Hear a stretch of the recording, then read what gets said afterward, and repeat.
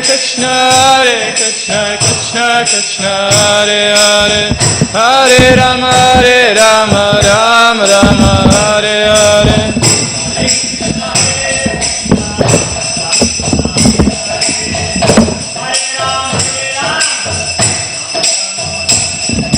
Hare Krishna, Krishna Krishna, Hare Hare, Hare Rama, Rama Rama, Hare Hare.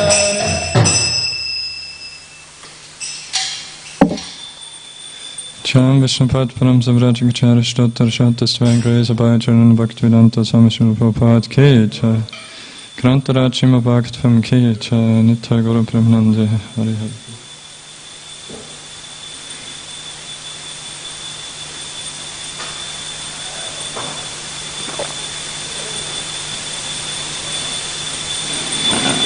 Om Namo Bhagavate Vasudevaya. Om Namo Bhagavate Vasudevaya. Om Namo Bhagavate Vasudevaya. Hare Krishna. Today we are reading Srimad Bhagavatam, Canto 3. Chapter 7, Further Inquiries by Vidura, text 32. Yep. There's no purpose, so it will be 32 and 33. Dharmartha kama mokshanam,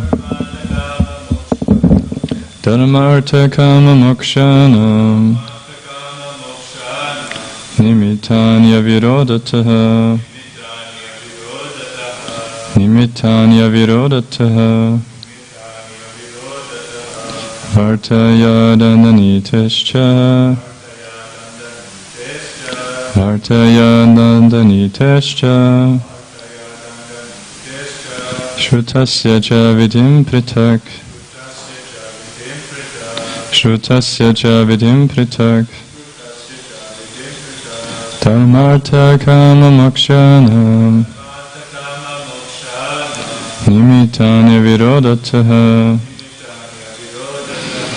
Vartaya dandanitescha, Shrutasya cha vitim pritak, Dharmartha kama mokshanam, Nimitanya virodataha, Vartaya dandanitescha, Shrutasya cha vidim pritak.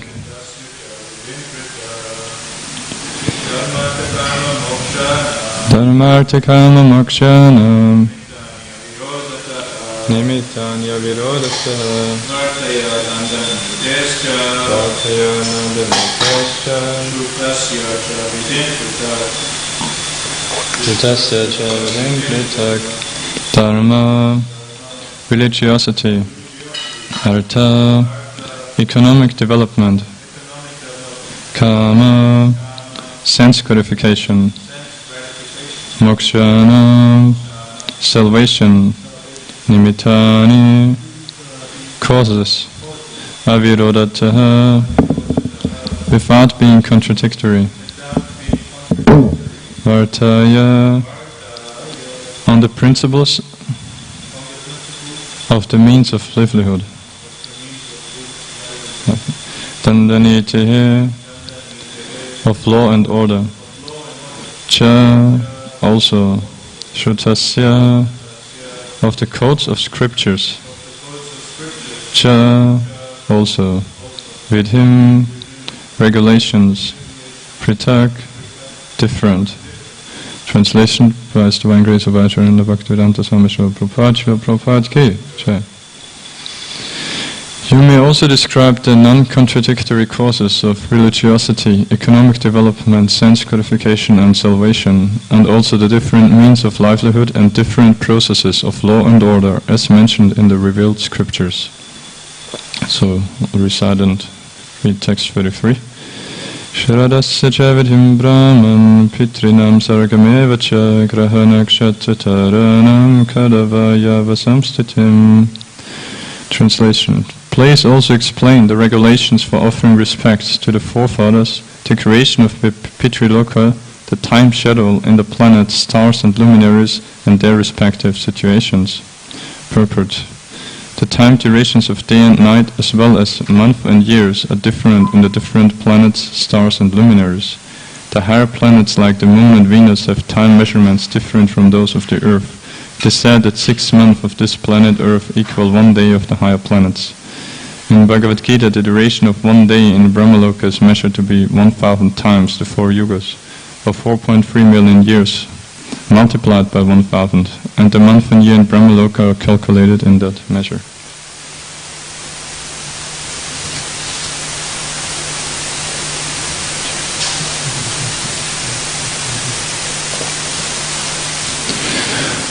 Jnanatimanasya kananjana shalakaya chakshuru militam yena tasmai Shri Gurave Namaha Shri Chaitanya Manapishtam Stapatam Yana Bhutale Swayam Rupa Kadamayam Dadati Svapadantikam Vandeham Shri Guru Shri Uta Padakamalam Shri Gurun Vaishnavamscha Shri Rupam Sagrachatam Sahagana Raghunatam Vitam Tam Sachivam Sadvaitam Savadutam Parichana Saitam Krishna Chaitanya Devam Shri Radha Krishna Param Sahagana Lalita Shri Vishakhan Vitamscha Hey Krishna Karuna Sindhu Dina Bandhu Jagatpate Gopesha Gopika Kanta Radha Kanta Namostate Tapta Kanchana Gaurange Radhe Vrindavaneshware Vrishabhana Sate Devi Pranamami Haripriya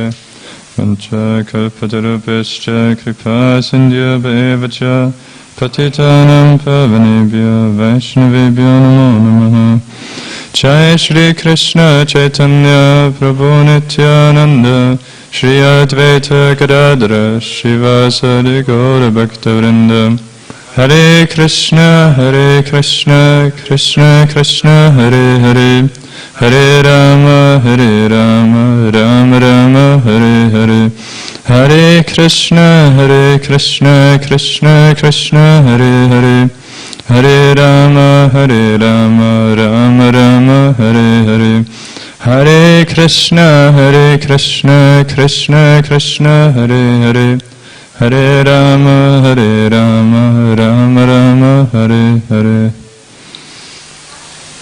Hare Krishna, welcome to Srimad Bhagavatam class. So we are continuing in the inquiries of Vidura posed to Maitreya Rishi after he had heard from him about creation and universal form and those things in the previous chapters. And as we discussed, it's amazing how much he even puts in the questions itself. It shows how much Vidura himself knows actually, and that he thus is able to put forward all those different topics that he knows are important to know for all of humanity, and so for our benefit he's asking all of that so that then systematically Maitreya Rishi can, based upon those inquiries, give all this knowledge to all of us, because we know Vidura, he's actually an incarnation of Yamaraj, one of the 12 Mahajanas, so he doesn't need enlightenment, he is fully enlightened. But of course, said on the one hand, they do it for our benefit, and at the same time, it's the nature of pure devotees to always be humble and feel dependent upon enlightenment by other great souls, even though they themselves are fully enlightened through their devotional service.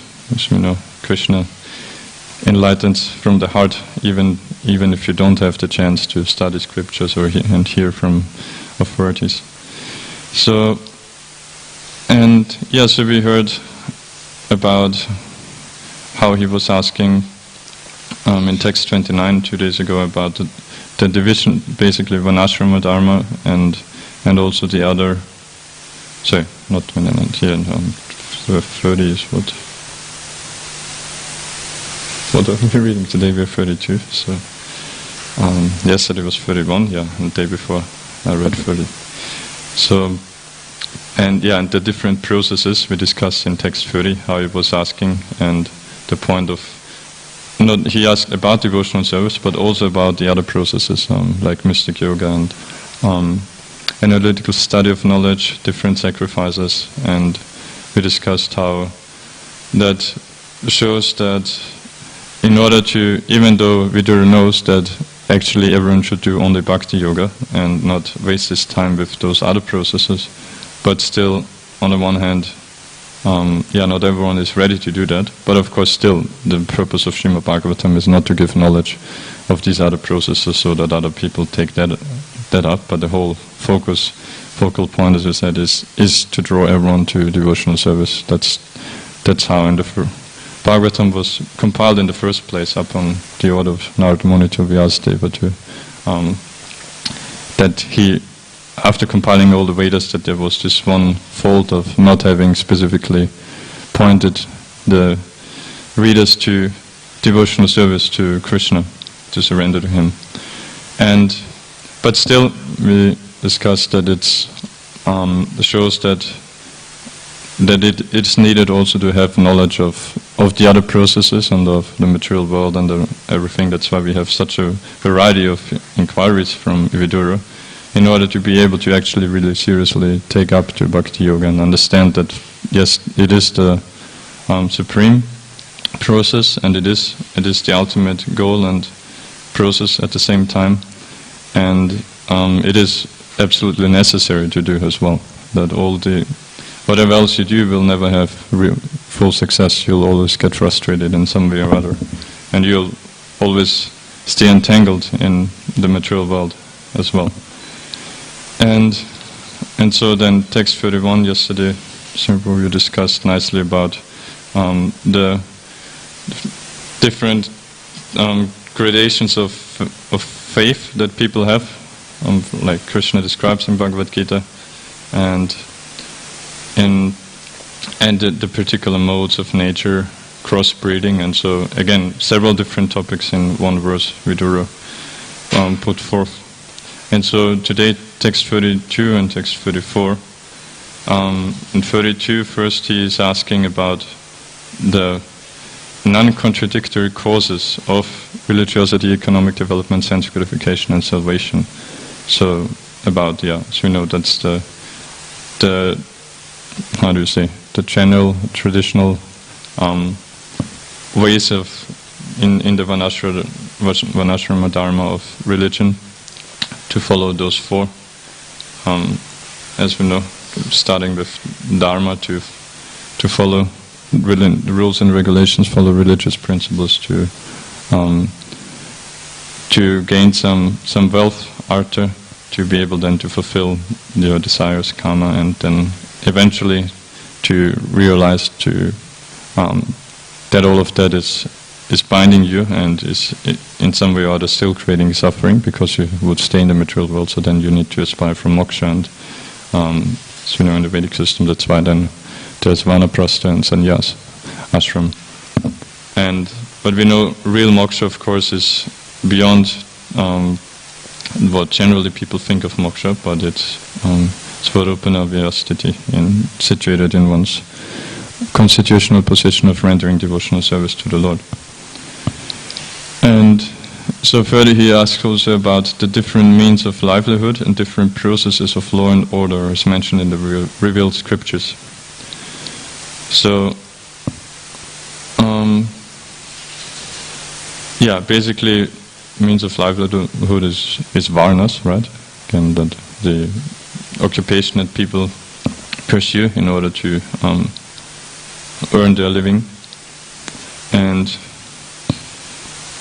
then in text 33, he's inquiring further about the regulations for offering respect to the forefathers, the creation of Pitriloka, the time schedule, and the planets, stars, and luminaries in their respective situations. So, again, like all these things, they seem quite far out that it's actually supposed to discuss simply about devotional service. So, but here he's asking about the regulations for offering respect to the forefathers. But again, yeah, like Guru Maharaj many times he points it out that it's Bhagavatam also teaches us that what is actually a real human civilization, and then with this whole understanding, then it's much easier to actually be serious about devotion service, similar as we discussed before.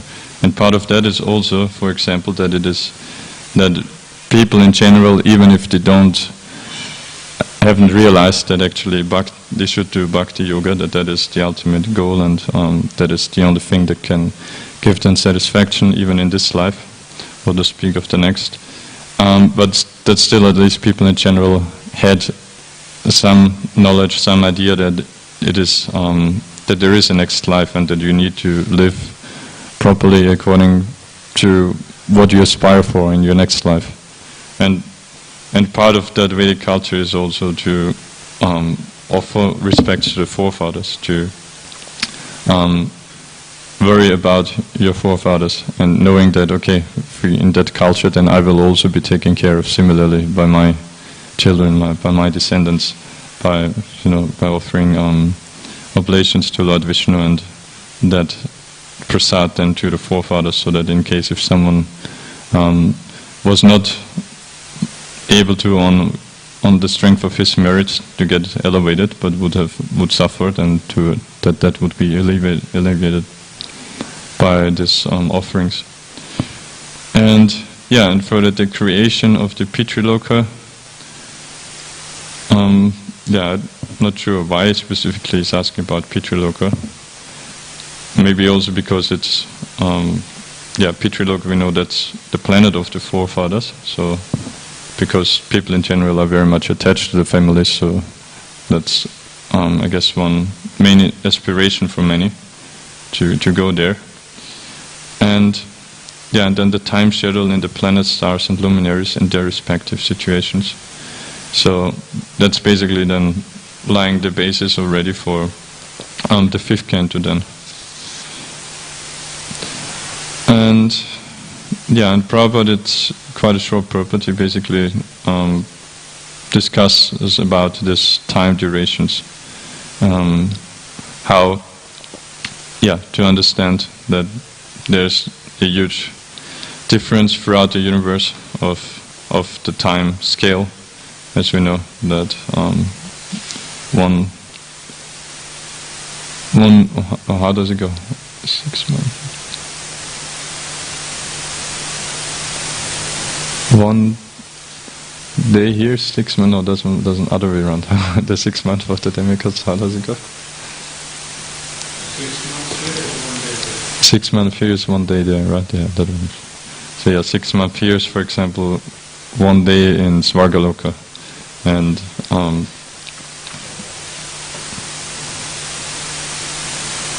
about 12 hours, right?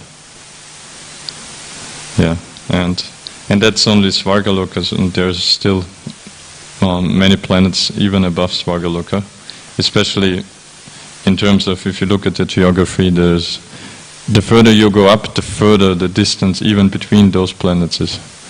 Like comparatively, even though Svargaloka is like way beyond here, which would never be able to reach by mechanistic means, as Prabhupada so many times actually points that out, of like the example of Ravana and of how useless the attempts are of humanity nowadays with the attempts to reach other planets, and what to speak of actually doing something there. So, as you know, many times they made fun of like even if let's say they did go to the moon, then all they bring back is some dust. So what's the point? You wasting such tremendous amounts of money just for going somewhere to collect some dust. But so that's but as you go up, like comparatively, Svargaloka is still close to us. So then there's like Mahaloka, Janaloka, Tapaloka, those three, and then of course Satyaloka.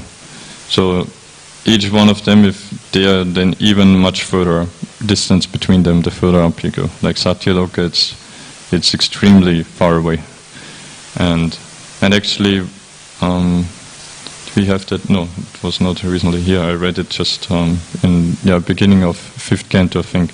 Prabhupada points out there, because when Priyavrata Maharaj is requested by Swayambhuva Manu to take up being emperor of the world, because we know the whole not whole 4th canto, but pretty much 4th canto is about the line of from Uttanapad, from Swayambhuva Manu's. I think he's actually the second son. Priyavrata Maharaj was the first son, but so Priyavrata Maharaj would have been was supposed to be emperor in the first place, but he was already right from birth. He was completely renounced, and he was also instructed by Narad Muni about brahmacharya ashram and about spiritual life. So he was not at all interested in material life. So then so that's why then Swayambhu Manu had made Uttanapad the king, and then from Uttanapad his son Dhruva Maharaj, and then the whole line from Dhruva Maharaj goes all the way till the Prachetas, and the Prachetas, I find they are quite funny. I don't mean obviously in a disrespectful way, but in a very peculiar characters. It's like they are so, because we know they are famous for example, for that when the Lord appeared to them, being pleased by their devotional service, that he was pointed out to them that he was particularly pleased about them serving so conjointly, so nicely together for one purpose. And so with that, in that light, it's kind of we look at the Prachetas as like one unit. You never think of one Pracheta. So we don't even know the individual names. So in any case, and so similarly even, that's like kind of the ironic part. They marry even one wife only together, Marisha. And they have one son only with her, which is Daksha, his second birth, after he was, first birth when he was offended Lord Shiva and was then killed by one of Lord Shiva's followers, Virabhadra, I think his name. So he was actually, it's Daksha's, this case is also quite amazing, like how he was then, even though Lord Shiva was completely satisfied, pleased with him, when he eventually did regret his mistake and humbly offered prayers to Lord Shiva, begged for forgiveness, Lord Shiva was fully satisfied, fully pleased. On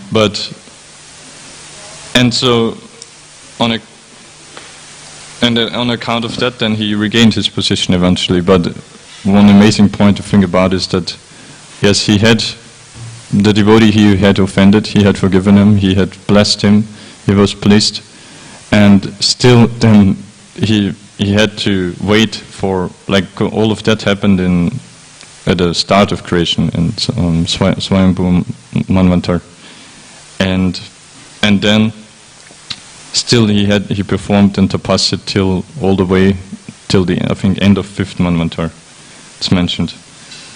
So, and that's like, as we were just talking about the time span, that how one day of Brahma is 4.3 million years. And so, like in one Manvantar, how long is one Manvantar? Is 71 Divya Yugas, right? And one Divya Yuga is sorry, not one day of Brahma. One day of Brahma is, of course, 4.3 billion years. But so one Divya Yuga is 4.3 million years. And so one Manvantar is 71 of these. And so then several Manvantars, that's again, it's already like inconceivable span of time of what Daksha simply performed penances there in order to make up for his offense and in full strength then regain his position of a Prajapati, of the leader of the Prajapatis. And it is mentioned that after that he became so powerful as like almost as Lord Brahma. But nonetheless, still it's amazing how long he atoned, so to say, still for his offenses, because it shows that even if the devotee forgives you, if you did such an offense that you really displeased the Lord, that the Lord may still make you go through a bit more purification before you can regain your position. So anyway, how we were talking about, okay, yes, so Daksha, he was the only son of the Prachetas, but going back at that time, when the Prachetas were here, and when they took over then ruling the world from their father, Prachina Parashat, whom, as we know, they went to perform penances for that purpose in the first place, that the father sent them to perform penances, then to become qualified, as the Vedic culture is, that even Kshatriyas, whose dharma it is not generally to perform tapasya, but still many times you see, interestingly, the history is there, that they do understand that you need be purified in order to do higher duties like that properly. And so they did that, and as we know in course of that, then they Narad Muni also instructed Prachina Parashat, and he then renounced even before they came back to take up the kingdom. So then they were very angry, and seeing the world being neglected, and particularly by enormously huge trees, mentioned, I think, like reaching practically into the sky, and so then seeing this neglect of rulership, they produced out of their anger such a fire that they were about to burn down everything, and then Lord Brahma intervened immediately at that time, or was it? Yeah, I think so, right? So Lord Brahma intervened then, and he pacified them then by offering Marisha as their wife. And so I lost a bit the connection. Oh yeah, to Priyavrata Maharaj. So that's how then, at that time they had only the one child, Daksha. But Daksha was not to start ruling immediately, as we know. He went off to the forest and performed penances for this inconceivably long span of time. So during this whole time then there was from Uttanapad's line, there was no one left to rule. And so at that time then Svayambhuva Manu became a bit desperate and reasoned that, well, now somehow or other I have to bring back Priyavrata, even though he knew that he had no interest at all in ruling the world. So then he did go to Gandhamadana mountain, where Priyavrata Maharaj was meditating, and he tried to persuade him that, yeah, my dear son, now it's necessary for you to do this service, but still he was not at all interested, especially being fixed in the instructions of Narad Muni, who is famous for getting highly qualified kshatriyas out of, rather than taking up rulership, simply taking to devotional service, as he did with the sons of Daksha, for example. And so at that time then Lord Brahma, seeing the situation of the plight ahead for our planetary system with no ruler, then he descended, and at that time when he descended there, Prabhupada describes briefly how his planet Satyaloka is even that planet is completely beyond our imagination. Even there's no birth, death, old age, or disease. There's, like I think Ganesh Guru described recently, it's even there's no gross matter as we have it here. And not like he described example, if you look at the mic, while you're looking already it changes its shapes. So it's all, much more dynamic, subtle, and complete beyond our imagination. And that's still within the material universe. But Prabhupada points out there that Satyaloka, it's so far up, it's very close to Vaikuntha already.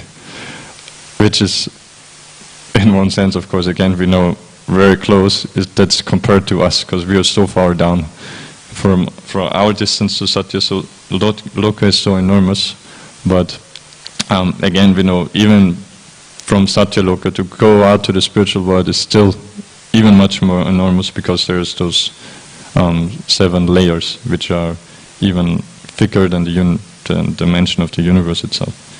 But in any case, Prabhupada mentions that like that because it's very close already to Vaikuntha. Even there, it's practically in many ways like very similar to Vaikuntha.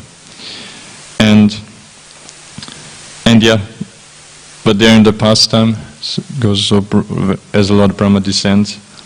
Of course, all the devatas, they see that he comes down, and because it's amazing with this, like Prabhupada points out there also, from those kind of pastimes we can see how normal it actually is in those higher planets, and in Vedic times, even on occasions like this, even coming down to visibly to our planetary system, which is not happening now, of course, in Kali Yuga.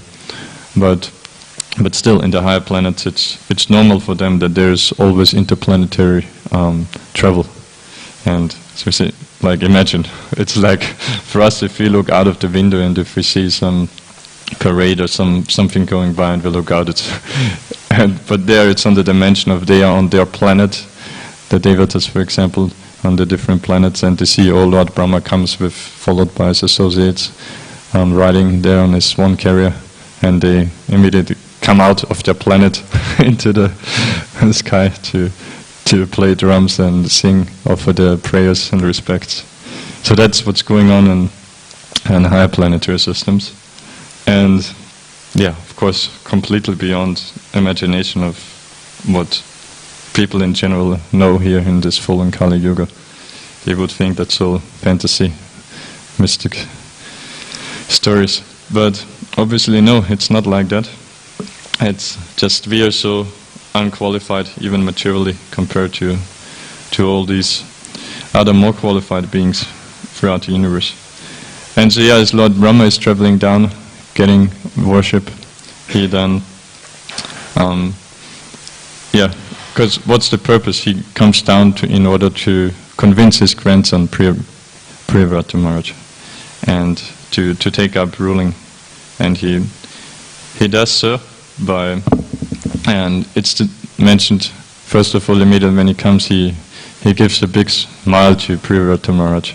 And Prabhupada mentions by smiling like that, Lord Brahma immediately assures Priyavrata that even though I'm going to instruct you now to give up your full-time devotional service and take up ruling the world, and because what's the problem, so to say, of that is that it always implies automatically material enjoyment as well.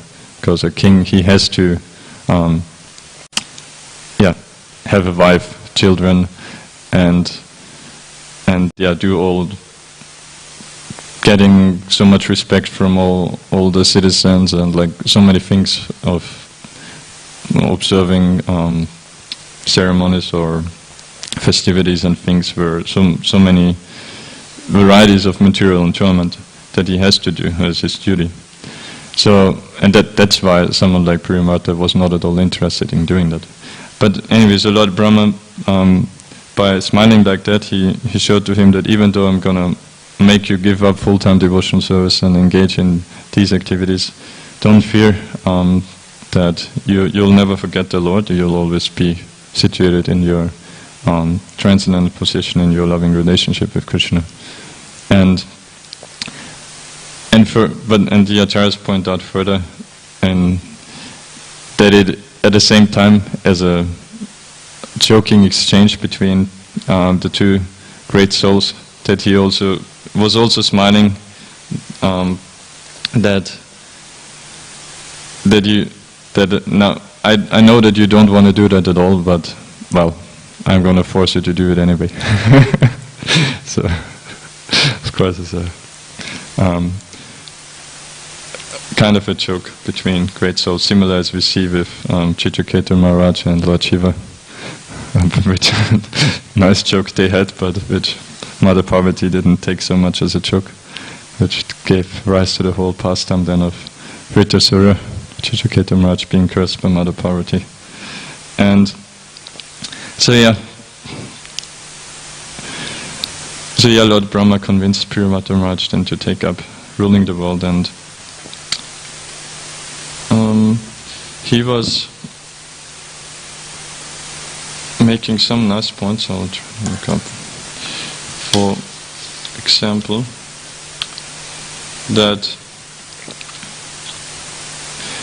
basically, of course, one main point that he made to Priyavata Maharaj was that because the situation was that already first Swayambhu Manu himself, the father of Priyavata Maharaj, had gone to him and tried to convince him, but he wasn't convinced.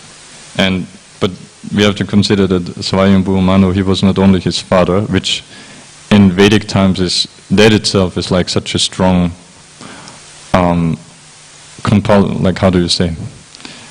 a relationship where you have such a strong obligation to follow the orders of your father, and on top of that, Swayambhu Manu himself is also a Mahajana, one of the 12 Mahajanas. But then the situation, still he wasn't to be convinced, because there was Narad Muni who told him otherwise, and there was, he was so fixed in his devotional service, having his bliss there, that he didn't want to risk anything to get disturbed with the material things. But then there came Lord Brahma, and Prabhupada mentions there, and so at that point then there was Lord Shiva, Lord Brahma, and Swayambhu Manu, and Narad Muni. So out of the 12 Mahajans, 4 of them were there, Prabhupada mentions. So imagine how the situation was. So Lord Brahma pointed out to start that, look, even all of us, Lord Shiva and me, Lord Brahma, but to speak of others, we are also bound by the order of the Supreme Lord. And usually he doesn't give instructions of, give up full-time devotional service and take the material enjoyment, but that's, in extraordinary situations, it may happen like in that case. And in any case, we are simply bound by following the will of the Lord. That's the definition of a devotee, like Prabhupada many times says, that demon means not following the Vedic injunctions, not following the Lord, and devotee means to follow the Lord.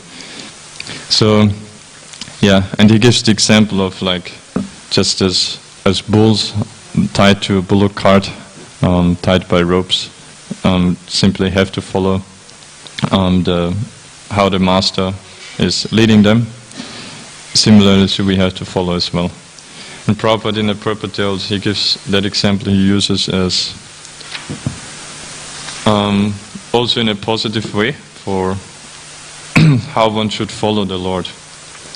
He explains that bulls are completely surrendered to the driver, remain wherever he wants to place them, and eat whatever he wants them to eat.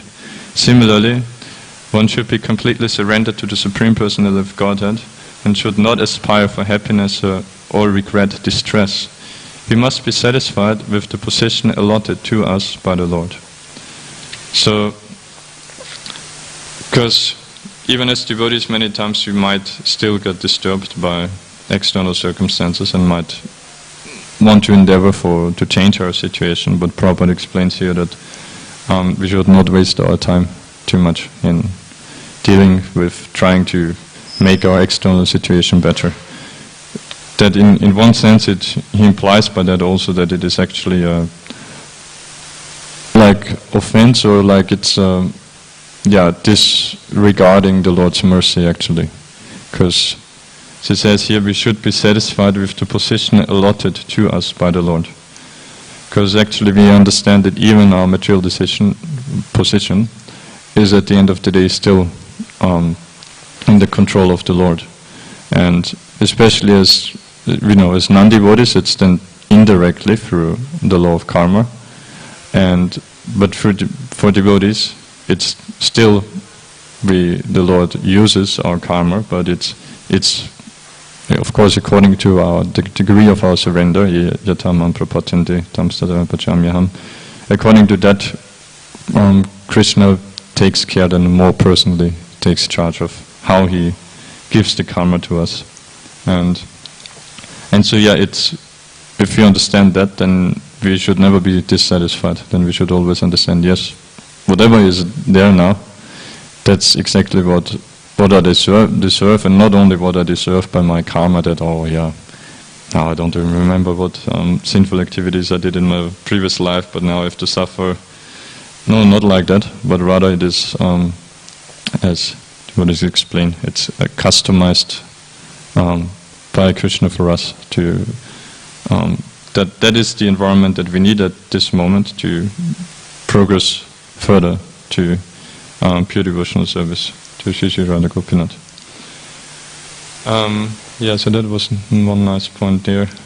There's, quite few more interesting instructions that Lord Brahma gives, but we're on time now. Maybe for another time, if there's any comment or question. Yes, bro.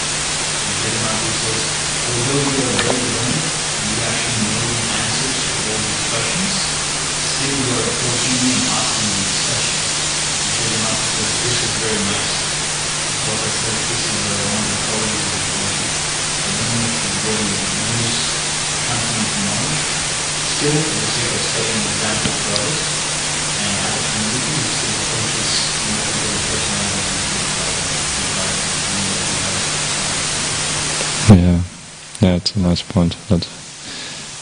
But also again, it's not like that. We would imagine then, if I already know and then just for the sake of it I ask, then it's kind of like superficial and just to show off or something. No, it's not like that. It's still, even though they know perfectly and are elevated, but still they genuinely feel that they still need to inquire further and that's one of the expositions of how like the paradox of how it really is then as a pure devotee, as an elevated soul, of this being most qualified but yet most humble. Like I think Prabhu, or was it? Yeah, I think one of you recently quoted from where is it? Lago Bhagavatamrita, where Guru Maharaj quotes the definition about humility, that being most qualified yet. How exactly does it go?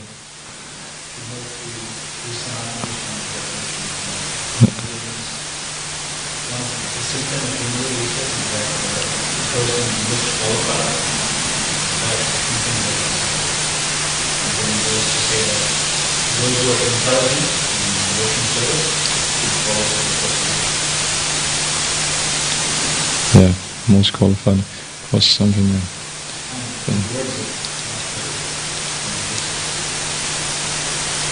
Yeah, it's Sanatana Goswami, or wasn't there Narad Muni or something? Anyway, yeah. So, but the other point is, humility, it can always blow our mind, and always something nice to appreciate and aspire for. Okay. Kantarachima Bhagavatam ki, Srila Prabhupada ki.